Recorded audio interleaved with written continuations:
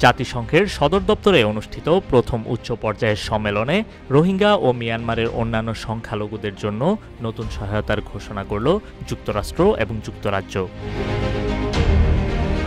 যুক্তরাষ্ট্র প্রতিশ্রুতি দিয়েছে $60 মিলিয়ন আর যুক্তরাজ্য যোগ করেছে $36 মিলিয়ন।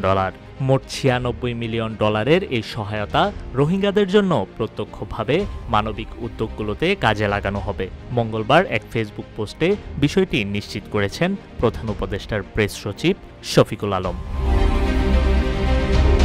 এটি ছিল প্রথমবারের মতো জাতিসংঘের ছায়াতলে রোহিঙ্গা ইস্যুতে এত উচ্চ পর্যায়ের বৈশ্বিক প্রতিশ্রুতি। আয়োজকরা আশা করছেন এই উদ্যোগ অন্য দাতাদেরও অনুপ্রাণিত করবে।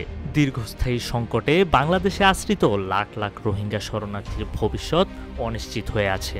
নতুন অর্থায়ন কিছুটা স্বস্তি দিলেও প্রত্যাবাসন এবং টেকসই সমাধান এখনও বড় প্রশ্নচিহ্ন হয়ে আছে।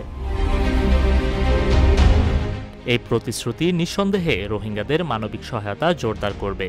তবে আন্তর্জাতিক অঙ্গীকার শুধু অর্থে সীমাবদ্ধ থাকলে সমাধান আসবে না। প্রয়োজন মিয়ানমারের রাজনৈতিক সমাধান এবং আঞ্চলিক কূটনৈতিক চাপের ধারাবাহিকতা। নিউজ ডেস্ক, রূপালী বাংলাদেশ।